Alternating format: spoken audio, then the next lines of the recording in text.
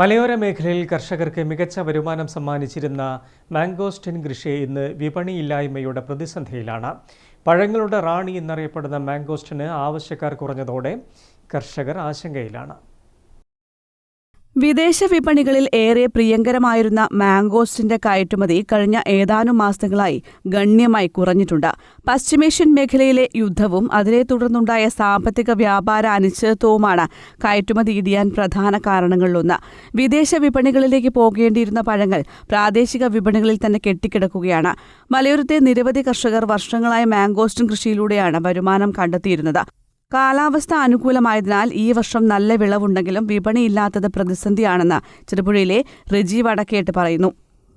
ഈ വർഷം നല്ല വിളവ് നന്നായിട്ടുണ്ടായിരുന്നു.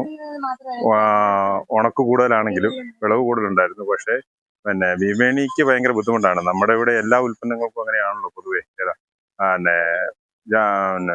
വാഴയാണേലും മംഗോഷനാണേലും റംബൂട്ടാനാണേലും വിപണി സാധ്യതയാണ് പ്രശ്നം. പിന്നെ കാലാവസ്ഥ ഇപ്പം വലിയ കുഴപ്പമില്ല, നല്ല കാലാവസ്ഥയാണ്.